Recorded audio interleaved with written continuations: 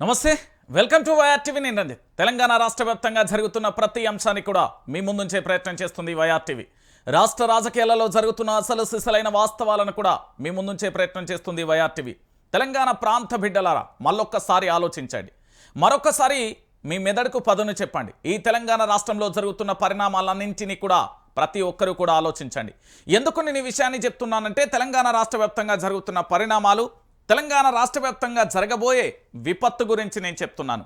ఇప్పటికే గతంలో తెలంగాణ ఉద్యమ రథసారథి నిరంటకంగా, అంటే నేను ఎందుకు ఈ విషయాన్ని చెప్తున్నా అంటే, ఎక్కడ నిర్విరామం లేకుండా నిరాటకంకంగా కూడా పోరాటం చేసిన కల్వకుంట్ల చంద్రశేఖరరావుకు సంబంధించి అనేక రకాలుగా 10 సంవత్సరాలుగా బట్టగాల్చి మీదేసే ప్రయత్నం, 10 సంవత్సరాలుగా అనేక రకాలమైన కుట్రలు కుతంత్రాలు చేసే ప్రయత్నం జరిగింది. ఈరోజు కూడా ఈ తెలంగాణలో అలాంటి పరిస్థితి మరొకసారి రాబోతుంది అంటే మీరు నమ్మకపోవడంలో అతిశయోక్తి ఏమీ లేదు. అలాంటి పరిణామమే చోటు చేసుకుంది. దయచేసి మీరందరూ కూడా ఆలోచించాలి. ఎందుకు నేను ఈ విషయాన్ని చెప్తున్నానంటే, తెలంగాణ ఉద్యమ రథసారథి అని చాలా క్లారిటీగా కూడా బల్ల గుద్ది చెప్తా. తెలంగాణ రాష్ట్రం కోసం అహర్నిశలు పోరాటం చేసిందని బాజాప్తుగా చెప్తా. తెలంగాణ రాష్ట్ర అభివృద్ధి తన లక్ష్యమని మీరు ఒప్పుకున్నా ఒప్పుకోకున్నా ఒప్పుకోవాల్సి వచ్చేలా నేను చెప్తా. ఎందుకు నేను ఈ మాటలు చెప్తున్నానంటే, 10 సంవత్సరాల పాటు తెలంగాణ రాష్ట్రంలో నిరంతరాయంగా విద్యుత్ సరఫరా అయింది. దాంతోపాటుగా నీళ్లు అనుక్షణం కూడా గంగమ్మ తల్లి మన పాదాల చెంత గలగలలాడేలా మారిపోయిన పరిస్థితి కనబడుతుంది. సో మీ అందరికీ తెలిసిన విషయమే, వాస్తవాలను తెలియజెప్పే ప్రయత్నం అయితే మీకు అందించబోతున్నాను. మరొకసారి కేసీఆర్ పైన కుట్రలు జరగబోతుంది.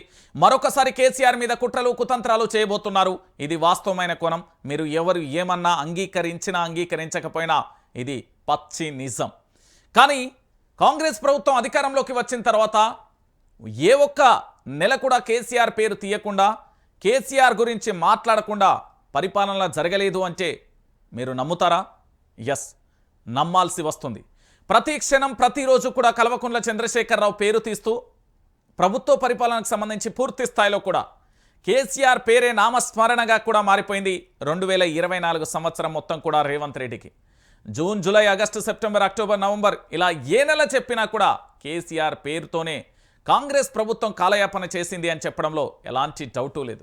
ఎస్, ఇప్పుడు నేను చెప్పబోయే మరొకసారి పేడ్ బ్యాచ్ మొదలైంది. తెలంగాణలో మరొకసారి కల్వకుంట్ల చంద్రశేఖరరావు మీద కుట్రలు చేసేందుకు ఆ పేడ్ బ్యాచ్ రంగం సిద్ధమైంది.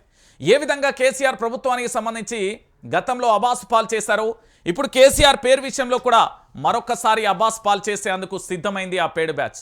ఎప్పటికప్పుడు కూడా కేసీఆర్ పేరు, కేసీఆర్ చరిత్ర, కేసీఆర్ చేసిన మంచి అభివృద్ధి ఎక్కడా కూడా ఈ తెలంగాణలో లేకుండా చేయడానికి మరొకసారి రంగం సిద్ధం చేసుకుంది. ఇక పూర్తి స్థాయిలో టార్గెట్ కేసీఆర్ అన్నట్టుగా సోషల్ మీడియాలో వార్తలు చెక్కలు కొట్టేలా, వార్తలన్నీ అవాస్తవాలని వాస్తవాలని నమ్మేలా చేసేందుకు ఈ బ్యాచ్ రంగంలోకి దిగింది. ఇది రేవంత్ రెడ్డికి సంబంధించిన సొంత టీం అని చెప్తామా, లేకపోతే కాంగ్రెస్ పార్టీకి సంబంధించిన సోషల్ మీడియా యాక్టివిస్టులు అన్నామా, ఏదైనా మీరు పేరు పెట్టుకోండి. కానీ కేసీఆర్ పేరును, కేసీఆర్ బదనాం చేసే కార్యక్రమాలు అయితే తెలంగాణలో జరుగుతున్నాయి. సో దానికి సంబంధించిన ఒక పెద్ద ఉదాహరణ మీ ముందుకు తీసుకొచ్చే ప్రయత్నం అయితే నేను చేశాను. కాబట్టి యావత్తు తెలంగాణ సమాజం కూడా ఒక్కసారి ఆలోచించండి. ప్రొఫెసర్ జయశంకర్ గారు ఎప్పుడూ నాతో చెప్పే ఒక మాట, బిడ్డ తెలంగాణ రాష్ట్రం రావడమే కాదు, తెలంగాణ రాష్ట్రం వచ్చినాక కూడా పోరాటాలు అనేది నిరాటకంగా కూడా కొనసాగాలి. ఎక్కడా కూడా ఆటంకం లేకుండా నిరాటకంకంగా కూడా కొనసాగే ప్రయత్నం చేయాలి. ఎప్పుడు ఉత్సాహవంతంగా కూడా ఉద్యమాలు చేయాల్సిన పరిస్థితి మీ భుజస్కంధాలపై ఉన్నది. అనుక్షణం కూడా ప్రతి విషయాన్ని కూడా అబ్జర్వ్ చేస్తూ ఈ తెలంగాణకు నలుమూలల నలుగు దిక్కుల కూడా ఏ అన్యాయం జరిగినా కూడా ప్రశ్నిస్తూనే ఉండాలి అంటూ ఆనాడు చెప్పిన మాటలు చాలా క్లారిటీగా గుర్తున్నాయి. ఇప్పుడు తెలంగాణ రాష్ట్రంలో మరో ఉద్యమం చాలా అవసరం. ఆ ఉద్యమానికి నాంది చెప్పాల్సిందిగా తెలంగాణ ప్రాంత బిడ్డలందరినీ కూడా నేను అడుగుతా ఉన్నా. ఈరోజు తెలంగాణ రాష్ట్ర వ్యాప్తంగా జరగబోయే విపత్తు ఏంటి, ఆ విపత్తు ఎందుకు జరుగుతుంది అనే విషయాన్ని కూడా మీ ముందుంచే ప్రయత్నం నేను చేయబోతున్నాను. ఎస్, ఇప్పుడు మీ అందరికీ కూడా ఒక వార్తను చూపెడతా.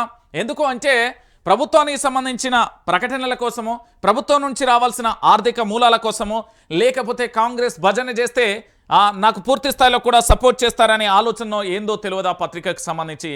కానీ తెలంగాణ రాష్ట్ర వ్యాప్తంగా కేవలం తెలంగాణలో ఇక సమస్యలే లేవన్నట్టు, తెలంగాణలో ఇక సమస్యలే కనబడవు అన్నట్టు కేవలం కేసీఆర్ను మాత్రమే టార్గెట్ చేసింది ఆ పత్రిక. ఏవైపోయినా చూడండి, మొత్తానికి కేసీఆర్ కుటుంబాన్ని టార్గెట్ చేస్తూ వస్తుంది ఆ పత్రిక. ఇప్పుడు మరొకసారి కేసీఆర్ పేరును ఎత్తుకున్నది. ఎందుకంటే కేసీఆర్ ఎక్కడ అంటూ మొదలుపెట్టింది. మళ్ళొక్కసారి కేసీఆర్ కోసమే పాపం ఈ పత్రిక తన సమయాన్ని మొత్తం కేసీఆర్ కోసమే కేటాయిస్తుంది. అది కూడా మంచి పరిణామమే. ఎందుకంటే కేసీఆర్ గురించి ఒకరు ఆలోచిస్తూ కేసీఆర్ గురించి అది ఊకే కాంగ్రెస్ పార్టీకి సంబంధించిన భజన పేపర్ అయినా ఇంకోటైనా ఏదైనా కానివ్వండి, కానీ కనీసం కేసీఆర్ గురించి ఒక అనుక్షణం కూడా అబ్జర్వేషన్లో పత్రిక ఉన్నదంటే అది కూడా చాలా సంతోషకరమైన విషయమే. కానీ కేసీఆర్ మీద అసత్యాలు ప్రచారం చేస్తే మాత్రం ఊరుకునేది లేదు. గతంలో చెప్పాను, చాలా క్లారిటీగా చెప్తున్నాను, బలంగా చెప్తున్నాను, బాధ్యతతో చెప్తున్నాను.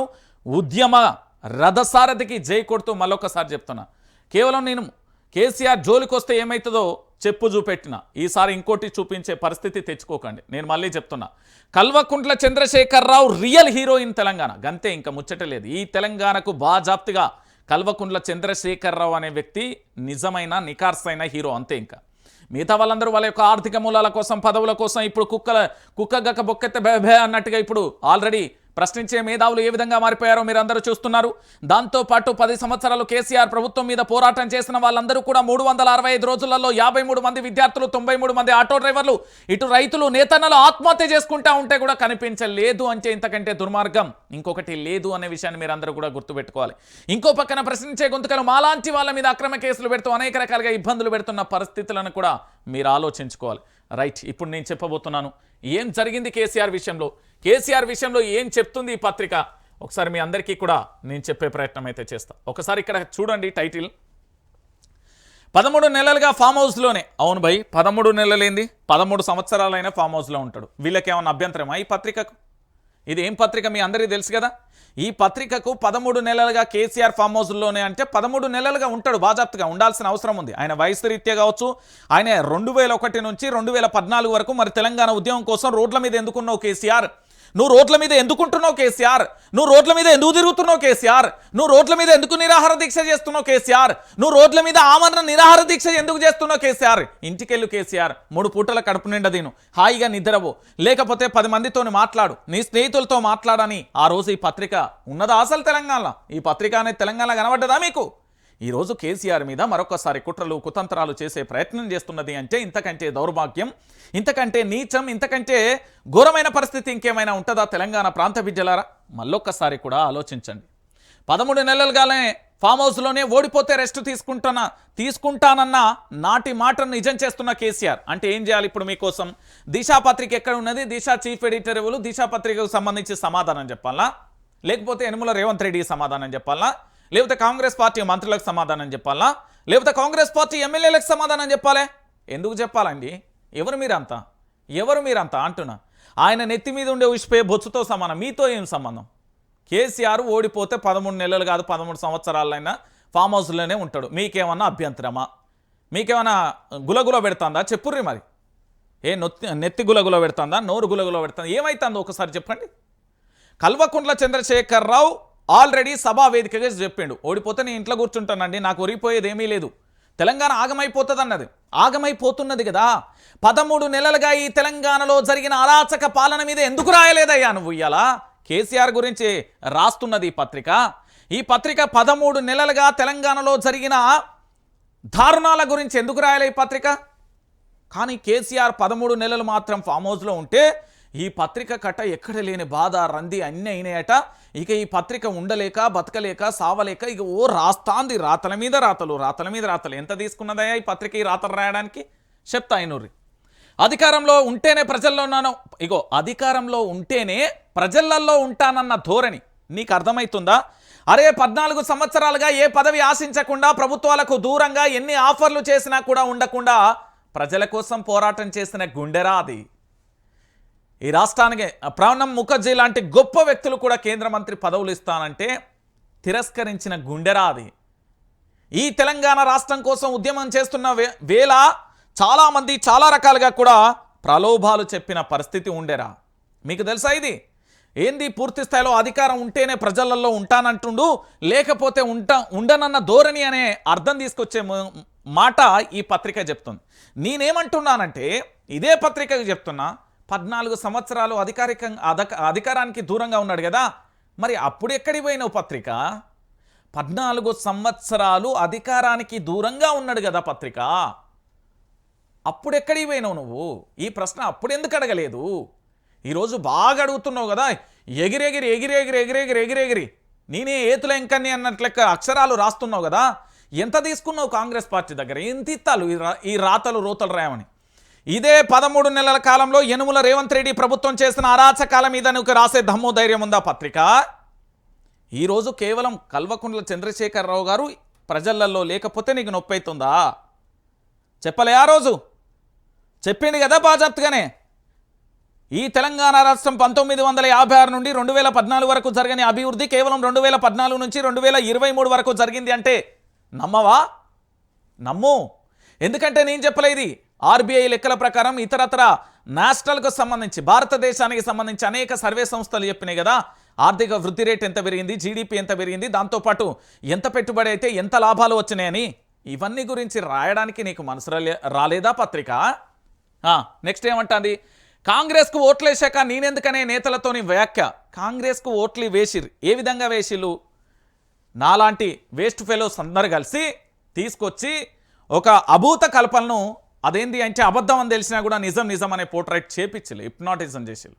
ఇంకొక రకంగా చెప్పాలంటే బెదిరించి భయపెట్టి భయభ్రాంతులకు గురి చేసి చేపించిల్లు ఆ రోజులలో. ప్రశ్నించే గొంతుకలు పాపం ఈ తెలంగాణలో డిజిటల్ ఛానళ్ళకు సంబంధించి చాలామంది ప్రశ్నించిల్లా అన్నాడు. వాళ్ళు ఎక్కడా కూడా ₹1 తీసుకోలే. కానీ మేధావి వర్గం అనేది ఒకటి ఉంటుంది చూడు, తెలంగాణలో ఏళ్ల మీద లెక్క పెడితే 12 నుంచి 22 వరకు ఉంటారండి. వీళ్ళందరూ తెలంగాణ సభ్య సమాజాన్ని మొత్తం కూడా పక్కదోవ పట్టించే ప్రయత్నం చేసిళ్ళు. ఏం చేసిల్లంటే తెలంగాణలో ఏదో జరుగుతుంది, ఏదో అయిపోతుంది, తెలంగాణ ఆగమైపోతుంది, తెలంగాణను అమ్మేస్తున్నాడట, మన ఇల్లును కూడా అమ్మేస్తాడట అని రకరకాలుగా పోర్ట్రేట్ చేసిళ్ళు. నరం లేని నాలుక ఎట్లా మాట్లాడుతుందో అట్లయిపోయింది తెలంగాణ రాష్ట్ర వ్యాప్తంగా. మార్పు మార్పు మార్పు అనే పేరుతోని తెలంగాణ రాష్ట్ర వ్యాప్తంగా పూర్తి స్థాయిలో అధికారంలోకి వచ్చిన కాంగ్రెస్ పార్టీ ఓటేసినంత మాత్రాన కేసీఆర్ దూరం ఉంటానని చెప్పలే. మరి అతన్ని 2001 నుంచి 2014 వరకు తెలంగాణ ప్రాంత బిడ్డలు తిరస్కరించిన, ప్రభుత్వాలు ఇబ్బంది పెట్టిన, నరకం చూపెట్టిన పోరాటం చేసిండు కదా. అప్పుడు ఎక్కడికి పోయినావు పత్రిక? నువ్వు ఈరోజు బాగా మాట్లాడుతున్నావు, బాగా రాతలు రాస్తున్నావు. ఓటమిని జీర్ణించుకోలేకపోతున్న బీఆర్ఎస్ అధినేత ఓటమిని జీర్ణించుకున్నాడు. ఆయన ఓటమి గురించి, ఆయన గెలుపోటముల గురించి తెలంగాణలో కేసీఆర్కి చెప్పే అంత తోపు తురుం నీ పత్రిక కాదు. నేను చెప్తున్నా కదా. ఎందుకు అంటే తెలంగాణ రాష్ట్ర వ్యాప్తంగా పూర్తి స్థాయిలో కూడా కల్వకుంట్ల చంద్రశేఖరరావు ఉప ఎన్నిక పెడితే ఇప్పటికిప్పుడు తెలంగాణలో ఉప ఎన్నికలు పెట్టమను, 10 మంది ఎమ్మెల్యేలను రాజీనామా చేసి ఉప ఎన్నికలు పెట్టమని ఒక్క చోట నేను చెప్తున్నా కదా, ఒక్క చోట కాంగ్రెస్ పార్టీ గెలుస్తే ఇక వైఆర్టీవీ ఛానల్ మూసేసి నీ ఆఫీస్ బాయ్గా పనిచేస్తా. మరి గెలిస్తే నువ్వేం చేస్తావు? చెప్పు పత్రిక. కేసీఆర్ మీద ఎంత ఇచ్చిళ్ళు, ఎంత ఇత్తాలు మీకు ఇట్లా రాయమని చెప్పి రాతలు? యాక్టివ్ పాలిటిక్స్లోకి వస్తారా లేదా అంటూ చర్చ. యాక్టివ్ పాలిటిక్స్ అంటే కల్వకుంట్ల చంద్రశేఖరరావు ఏమన్నా మీ లెక్క పిచ్చి కుక్క లెక్క ఉడతాడు అనుకుంటుర్రా? లేకపోతే కల్వకుంట్ల చంద్రశేఖరరావు ఏమన్నా ఖాళీగా ఉంటాడు అనుకున్నావా? లేకపోతే కల్వకుంట్ల చంద్రశేఖరరావు వ్యూహాలు నీకేమన్నా చెప్తాడా? కల్వకుంట్ల చంద్రశేఖరరావును అర్థం చేసుకోవాలంటే మొట్టమొదట నువ్వు పోయి రాజనీతి శాస్త్రం అనే పుస్తకం చదువు.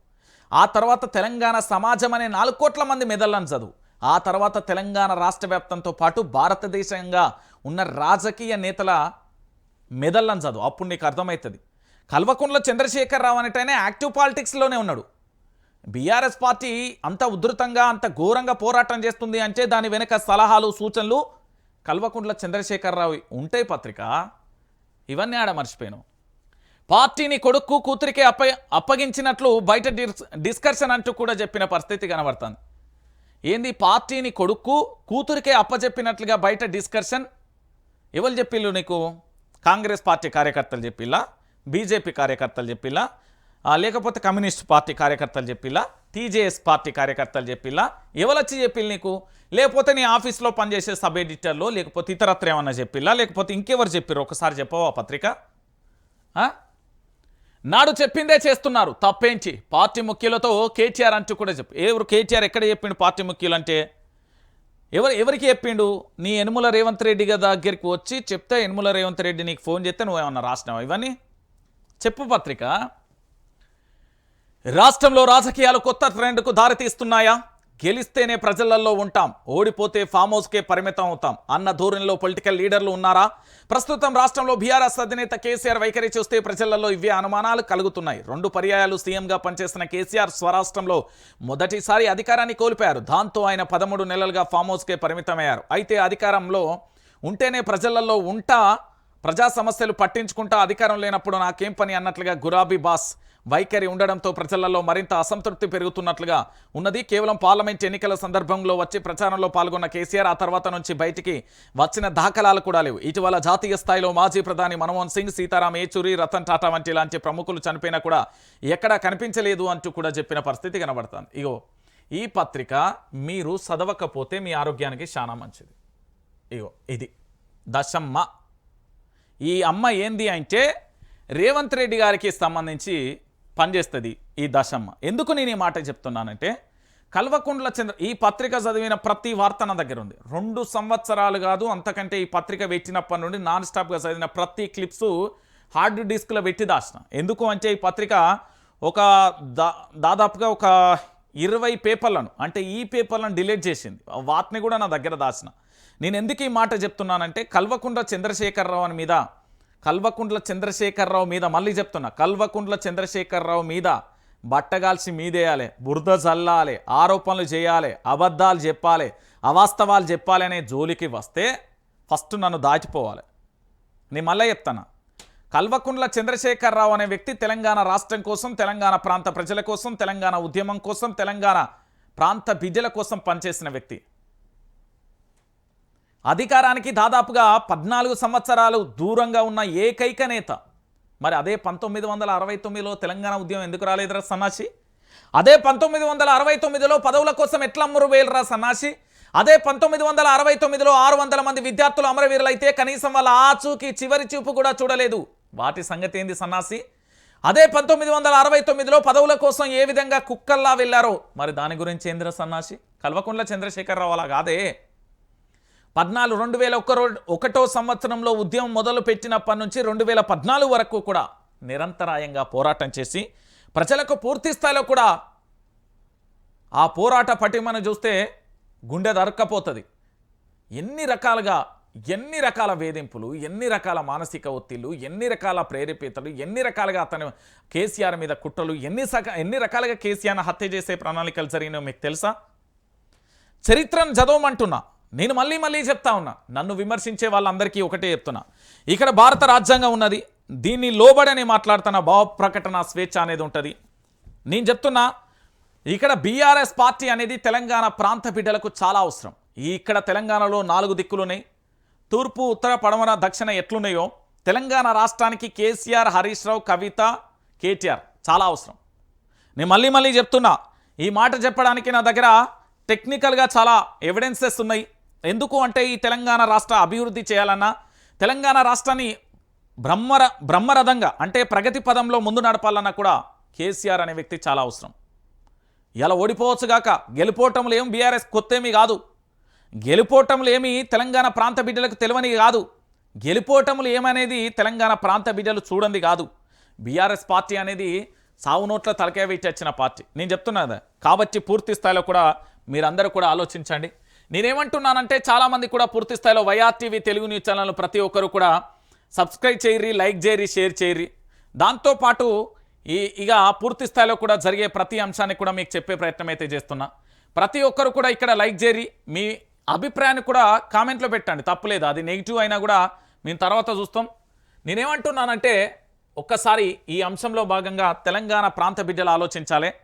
ఇలాంటి రోతలు కేసీఆర్ మీద రాస్తూనే ఉంటారు, చూసి చూడనట్టు వదిలేయరి. ఎవల కర్మ వాళ్ళదే. మా కల్వకుంట్ల చంద్రశేఖరరావు కంటే మా యనుమల రేవంత్ రెడ్డి అన్నకు చాలా బాగా తెలుసు. మా రేవంత్ రెడ్డి అన్న ఏమని చెప్తాడు అంటే 2 మాటలు చెప్తాడు, ప్రతిదానికి సృష్టే సమాధానం చెప్తుంది అన్నట్టుగా ఈ పత్రికకు ఇట్లా రాష్ట్రానికి కూడా సృష్టే సమాధానం ఖచ్చితంగా చెప్తుంది.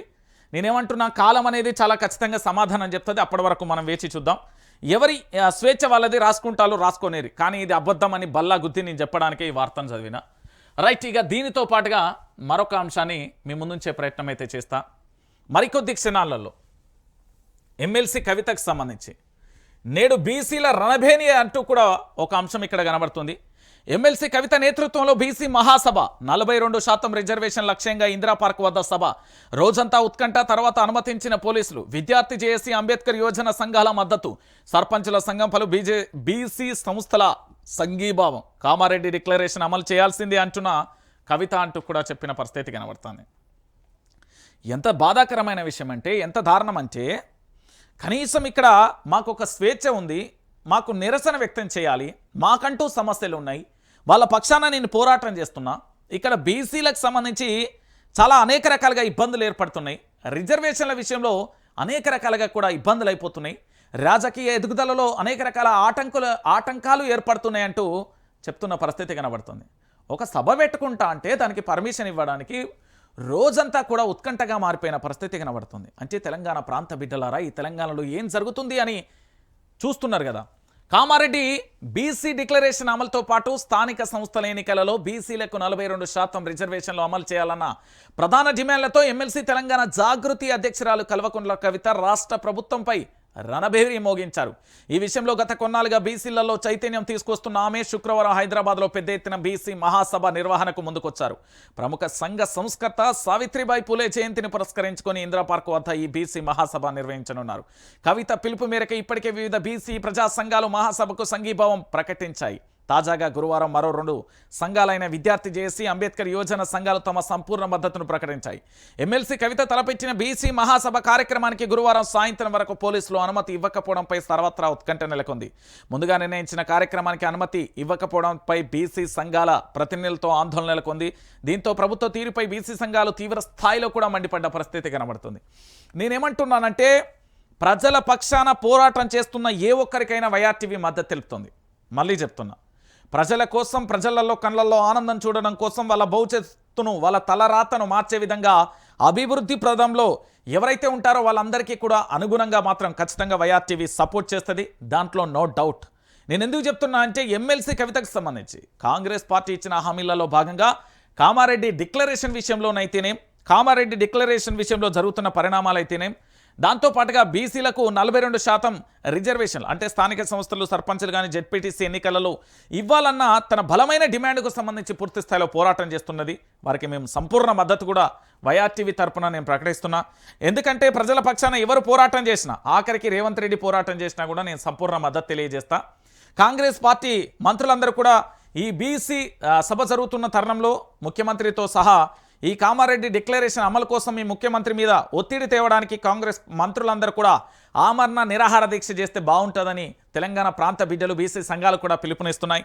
ఎందుకంటే మీరు వాగ్దానాలు చేయడంతో పాటు మీ ముఖ్యమంత్రిని ఒప్పించే విధంగా పూర్తి స్థాయిలో కూడా మీరు పోరాటం చేస్తే ఇంకా బాగుంటుంది అనేది చెప్తున్న పరిస్థితి కనబడుతుంది. సో ఈరోజు 11 గంటలకు ఖచ్చితంగా కూడా ఇందిరా పార్క్ వద్ద పూర్తి స్థాయిలో కూడా ఈరోజు ఈ బీసీలకు సంబంధించిన గర్జన ఉంటుంది. అందరూ పాల్గొనండి. బీసీల ఐక్యతను చాటండి, బీసీల పోరాట పటిమను చెప్పండి. బీసీలకు సంబంధించి పూర్తి స్థాయిలో డిమాండ్లను పరిష్కరించే వరకు ప్రభుత్వంపై ఒత్తిడి తీసుకురండి, ప్రభుత్వం మీద పోరాటం చేయండి, ఉధృతమైన పోరాటానికి నాంది పలకండి.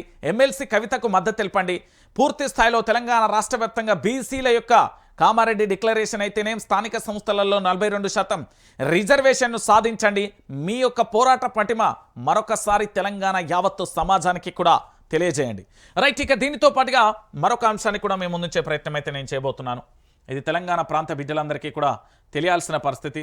ఎందుకంటే తెలంగాణ రాష్ట్ర వ్యాప్తంగా జరుగుతున్న ఈ అంశాలలో మీ అందరికీ కూడా కొన్ని ప్రధానమైన ఎపిసోడ్లు కూడా చూడాలి. రైతు భరోసా, రూల్ పెట్టు ఎగ్గొట్టు, రూల్ పెట్టు ఎగ్గొట్టు, మన కాంగ్రెస్ ప్రభుత్వం యొక్క ట్యాగ్లైన్ ఏంటి అంటే, ప్రతిదానికి రూల్ పెట్టాలి, ఎగ్గొట్టాలి. ఎట్లా అంటే, రైతు బంధు స్థానంలో రైతు భరోసా తీసుకువస్తామని చెప్పారు. 10,000 నుంచి 15,000 పెంచుతామని చెప్పిర్రు. గంటల కొద్దీ చర్చలు జరిపిర్రు. ఇచ్చిన మాట నిలబెట్టుకుంటామంటూ కబుర్లు చెప్పుకొచ్చిర్రు. సంక్రాంతి రైతు భరోసా పక్కా అంటున్నారు. కానీ వాస్తవంలో కళ్ళ ముందు కనబడుతుంది, చెవులకు వినబడుతుంది వేరు. పెట్టుబడి సాయం ఎగ్గొచ్చేందుకు రైతు భరోసాకు ఏది కోతలన్న విమర్శలు వినబడుతున్నాయి. కొత్తగా సెల్ఫ్ డిక్లరేషన్ అంటూ తెర మీదకి తెచ్చారు. అసలు రైతు భరోసా ఇస్తారా, ఎగ్గొడతారా? రైతు సర్కార్ మధ్యలో ఏమున్నది? నిజమైన రైతులకు పెట్టుబడి సాయం అందుతుందా? మళ్ళీ ఇది కూడా ఇంకో అమలుకు నోచుకొని గ్యారంటీ అవుతుందా? ఒక్కసారి మీరు అందరూ కూడా చూడాలి. భారీగా కోతలు పెట్టేందుకు రేవంత్ సర్కార్ రెడీ. పీఎం కిసాన్ నిబంధనలు అమలైతే 40 లక్షల మందికి పెట్టుబడి సాయం కట్. దరఖాస్తులు డిక్లరేషన్ పేరుతో మరిన్ని ఆంక్షలు. ఏఈఓ సర్టిఫికేట్, శాటిలైట్ సర్వేలతో అన్నదాతలకు తప్పని ఇబ్బందులు. ఐటీ కడితేనే కూడా కట్ అంటున్నారు. ప్రభుత్వ ఉద్యోగులకు ఇవ్వరని ప్రచారం. సింగరేణి కార్మికులపైన జరుగుతున్న చర్చ. రైతు భరోసాపై రేవంత్ సర్కార్ మాటలు ఎలా ఉన్నాయి? అసలు రేవంత్ రెడ్డి సర్కార్ ఏమంటున్నది ఒకసారి చూద్దాం.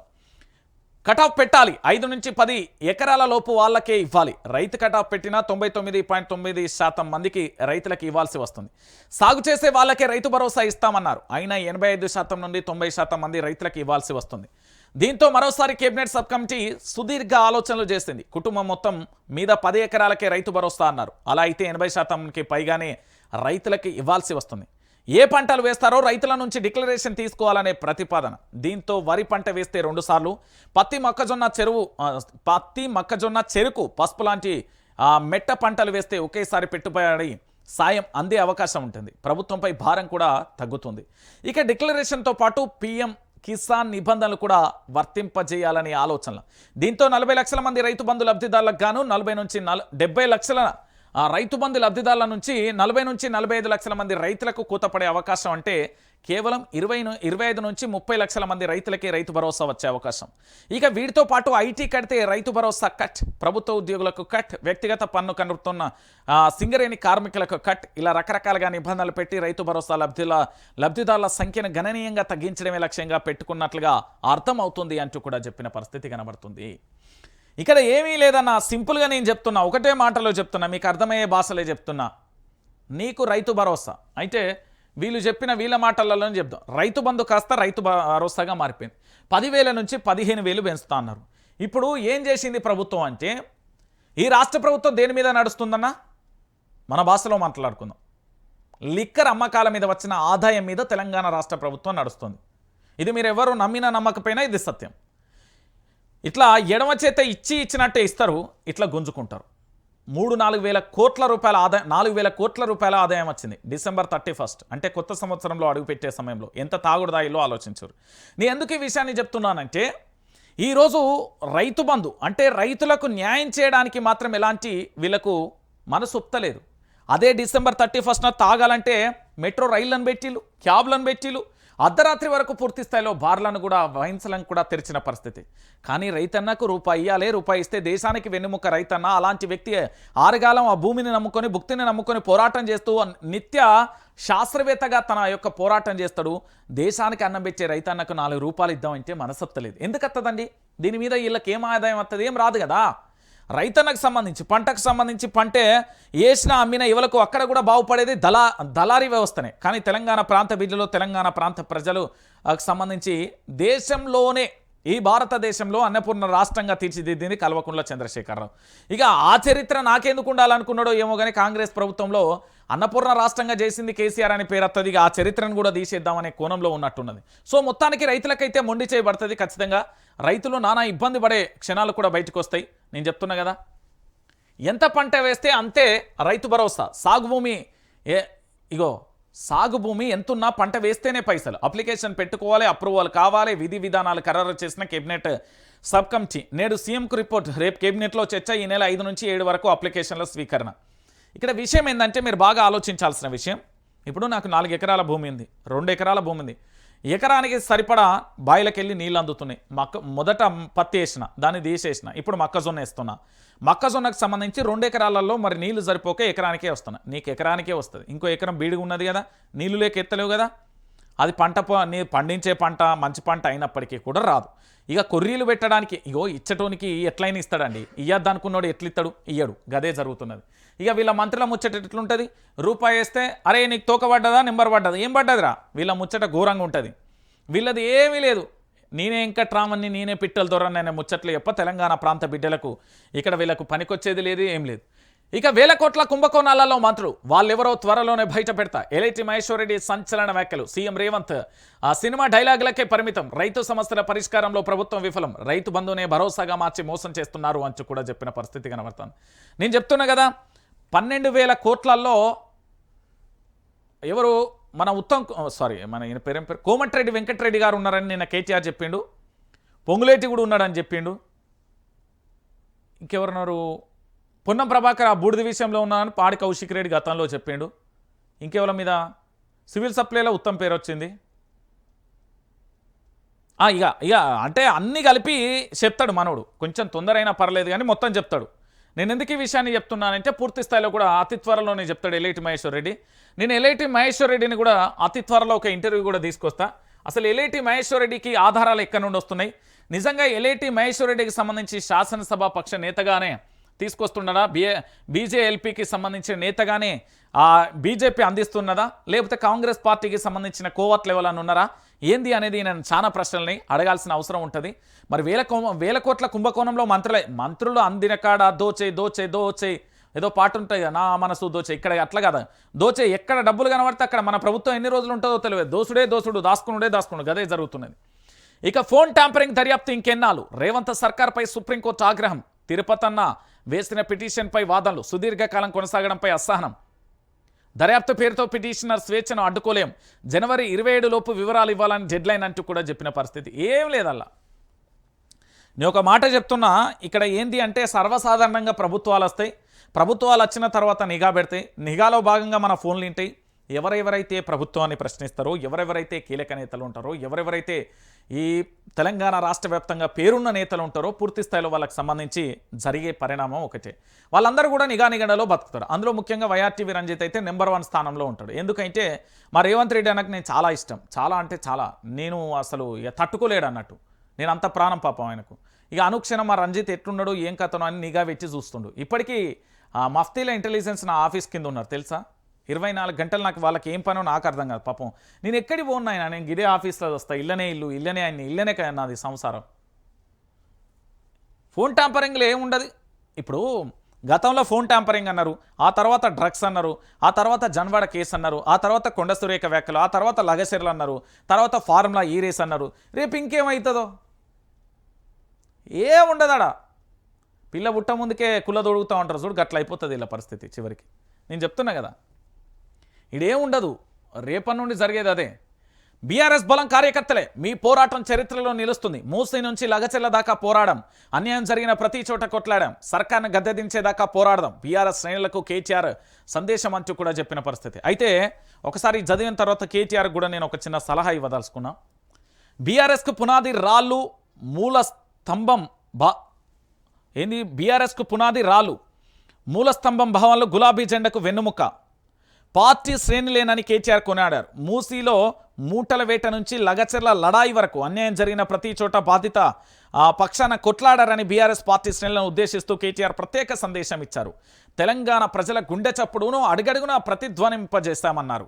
తెలంగాణ రాష్ట్ర ప్రయోజనాలను కాపాడేందుకు పార్టీ చేసిన పోరాటాలు చరిత్రపై చెరగని సంతకాలు నిలుస్తాయన్నారు. తెలంగాణ ఆత్మగౌరవాన్ని దెబ్బతీసే చర్యను అత్యంత సమర్థవంతంగా తిప్పికొట్టిన సందర్భాలు ఈ పోరాట పందాలో ఉన్నాయంటూ కూడా చెప్పిన పరిస్థితి కనబడుతుంది. సరే, మొత్తానికి గులాబీ జెండాను తన కుటుంబంగా భావించి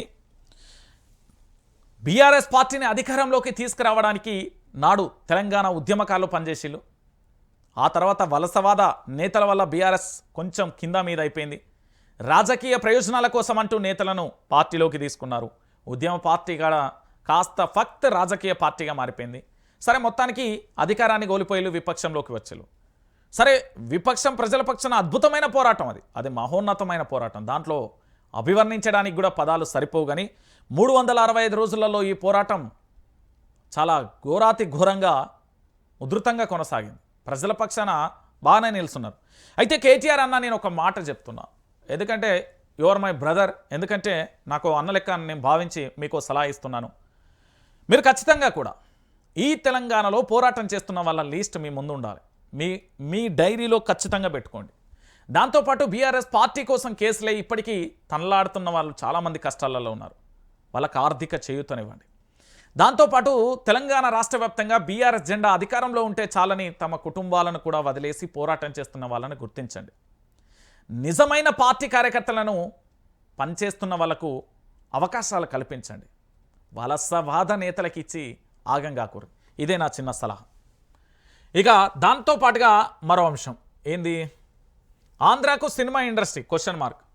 సంధ్యా థియేటర్ ఘటన తర్వాత మొదలైన చర్చ. ఇండస్ట్రీ అంటే విజయవాడ అన్న దిల్రాజ్, త్వరలోనే ఏపీకి సినీ ఇండస్ట్రీ చంద్రబాబు, పరిశ్రమ ఏపీకి రావాలన్న పవన్ కళ్యాణ్, పరిశ్రమ వర్గాలలో ప్రజలలో జోరుగా చర్చ అంటూ కూడా చెప్పిన పరిస్థితి. ఇక ఏముంటుంది? 3 గంటల కోసం వ్యాపారం చేసే సినీ ఇండస్ట్రీకి సంబంధించి ఏముంటుందండి? అందులో నవరసాలు ఉంటాయి.